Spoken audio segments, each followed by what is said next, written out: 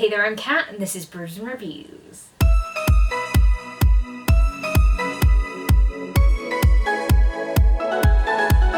It's time to talk about all the books that I read in December, and you better buckle up, grab a hot drink, and settle in for a long ride, because somehow, I managed to read 32 books in December. That's more than a book a day. That's the most books that I've ever read in a month. Ever?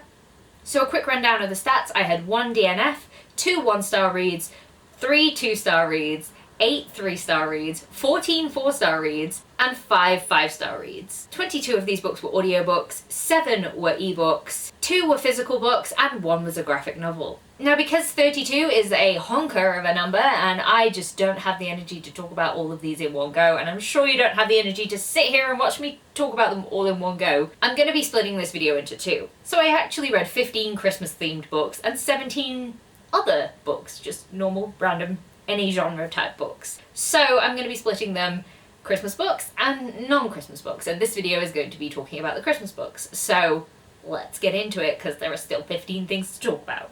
So the first book I'm going to talk about is a collection of horror Christmas short stories, and that was the 12 Days of Christmas Horror by Rick Wood. This collection was a pretty mixed bag for me. There were some that I quite liked, and there were some that I just thought were a little bit meh, and I wasn't particularly interested in them. I think it is quite hard to sort of describe these short stories without ruining them, so I'll just give you a quick rundown of 3 that I really liked. There was A Zombie Nativity, which was a new take.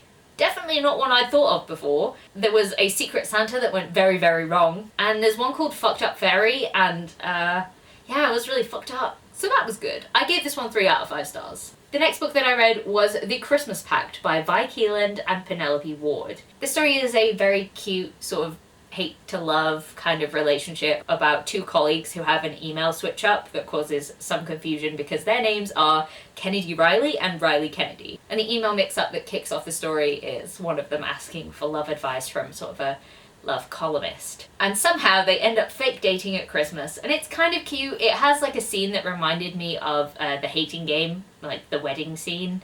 And yeah, it was just a really cute, short audiobook. And you know, if you're after something like that, then it really worked. I gave it 3 out of 5 stars because it was very short and I don't think it had enough time to go into enough detail to be really good, so.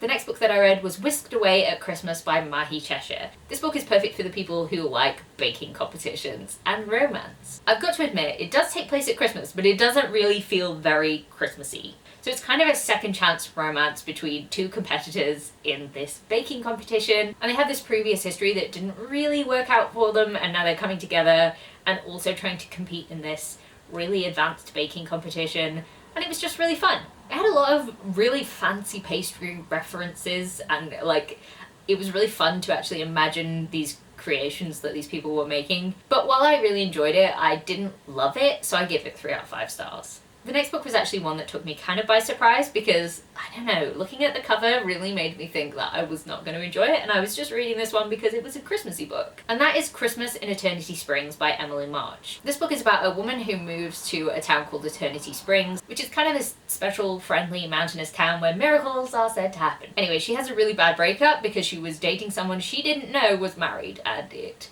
all went a bit wrong for her. So she came to Eternity Springs and opened up a Christmas shop. At the same time, we have our male love interest lead who has just got out of the Navy and is trying to take care of his son who went through something really traumatic that resulted in the death of his mother. And he suffers from a lot of PTSD, and it's really prominent in this book because one of the things that triggers his PTSD is Christmas. So there's a lot of stuff to work through, but I ended up really enjoying it. I really liked the different ways that they tried to look into helping him. I was just really not expecting to enjoy this book as much as I did, but I really did. It was really good, and I gave it 4 out of 5 stars. Next up we have Nick and Noel's Christmas Playlist by Cody Hall. This is the first in a series, I think, of like parody named books about siblings in this one family, and I've got to say I'm not sure I'll continue with it because I ended up giving this one 2 out of 5 stars. This book is friends to lovers romance, and I don't think I've ever really read a friends to lovers romance, but I really didn't enjoy the way that this one was done.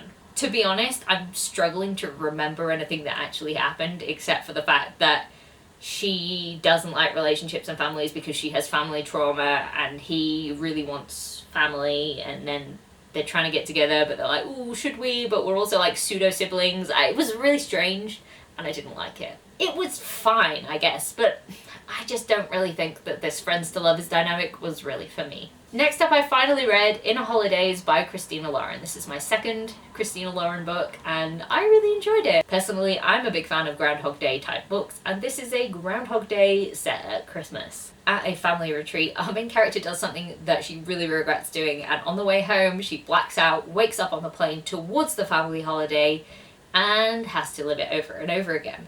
And every time that she makes a mistake, she starts back at the beginning. Now, one thing I really did like about this book is that it didn't Groundhog Day too much. She didn't restart over and over again. It was like just enough times to get the Groundhog Day feel without feeling too repetitive. It was a bit simple and I sort of knew exactly where it was gonna go, but it felt cozy and I enjoyed like the familial vibes and just how everyone gelled together. So this was a really fun one and I give it 4 out of 5 stars. Another thing I really liked about this book is how it sort of referenced the kids in this sort of found family gathering becoming the adults and actually having to transition from that I'm a kid at Christmas and all the parents do all the hard work to no, we're adults too now and we can help out. Because I just think that that's a really interesting dynamic that you don't really think about until you experience it. I mean, as a 30-year-old at Christmas, I'm like, oh yeah, shall I help do the vegetables now? Don't let me near the meat, I'm a vegetarian, but like I can chop into vegetables. Not that I did, because I would be in the way, but I did offer. Next up, I picked up This Winter by Alice Oseman. It was a very short novella that had perspectives from the 3 different spring children in the Heartstopper series. This one I kind of just found sad. Like, it was easy to read and it was somewhat cozy, but I just felt like nobody was having a very good time and it kind of sucked.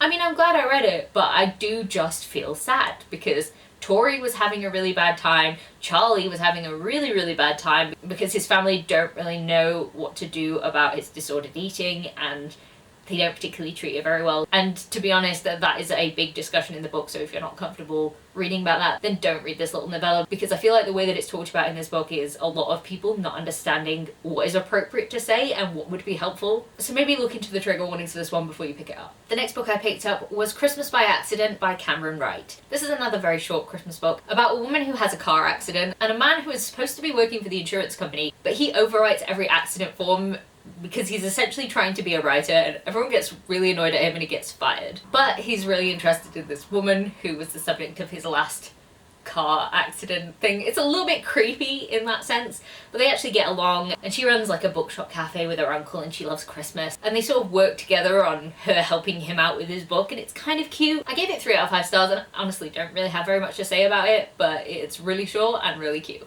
The next 2 books I'm going to talk about together because they are book 1 and 2 in the same series, and that is The 12 Sleighs of Christmas and 'Twas the Night Before Christmas by Jacqueline Frost. So I won't go into too much detail about the second book because obviously it is the second book and it might give some things away about the first book. But essentially these are cozy Christmas mysteries, and the main character is a woman who has just had her engagement broken off, so she's moved back to her family's Christmas farm. Someone gets murdered and she takes it upon herself to try and investigate to clear her family's name, because obviously it happened on their Christmas tree farm. And her and the sheriff sort of have a romantic entanglement, but also he gets increasingly annoyed with the fact that she keeps trying to investigate, and he's like, this is my job, this is very dangerous for you, please stop. And she's like, okay, but she doesn't stop, because why would she? She's only getting death threats.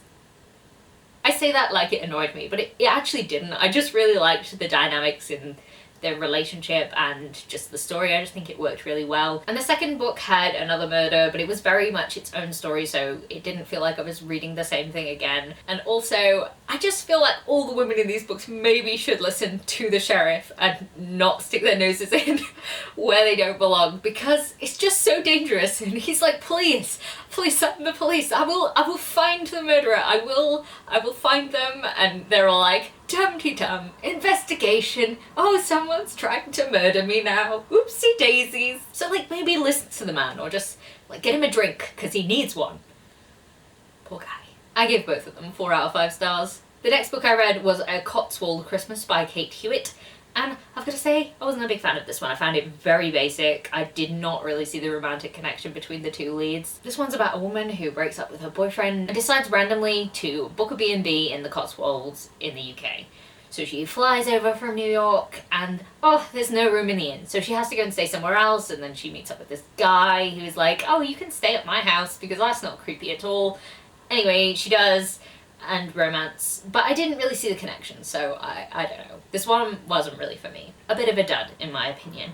So that's why it got 2 out of 5 stars. The next book I read was The Best Worst Christmas by Kate Forster. Now this one is a second chance romance about a woman who comes back to visit her family after living in Australia for a while, and she finds out her mum has shacked up with her ex-boyfriend's dad. And they have to spend Christmas together. So it is a second chance romance, there is some funny things that happen, and I did quite enjoy it. It just wasn't particularly long enough to like really get into the nitty-gritty of everything, but it was good. I gave it 3 out of 5 stars. The next book that I read was The Christmas Swap by Sandy Barker, and this one is sort of like the holiday, except it's about 3 friends who decide to switch their Christmases with each other. So we have someone from the UK, someone from Colorado, and someone from Melbourne, and they all sort of switch, and romance happens. And I've got to say that this book particularly annoyed me because all 3 of these random ladies find love in their trips.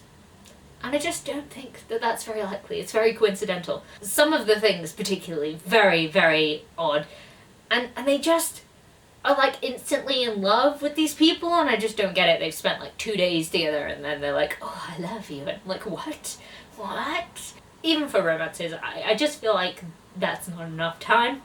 That's not enough time. So really, I didn't love this one. I also really didn't like one of the perspective characters. I just really thought she was a horrible friend. So that didn't help, given that a third of the book was from her perspective.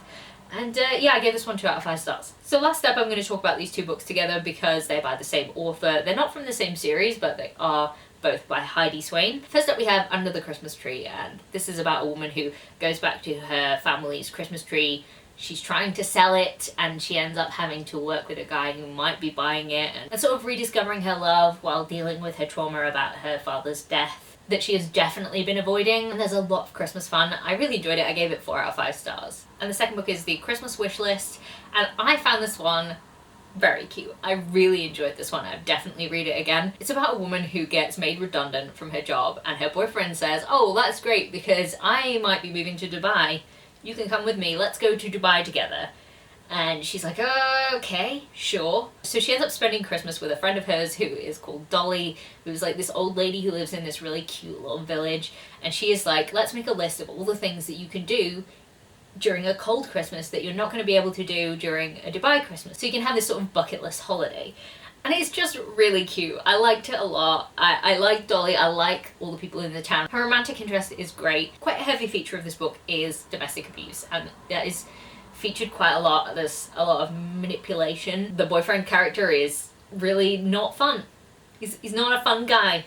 But we like the love interest. The love interest is, mwah, we like him a lot. So I just feel like this book really worked for me. You know, I love when there's like a really cool old person character, and I was like, Dolly, I love you. So yeah, I ended up giving this one 5 out of 5 stars. So I'm really glad that I read it. So those are all the Christmas books that I read in December, and there were a lot of them. And one thing I've noticed is that a lot of Christmas books feature some sort of trauma.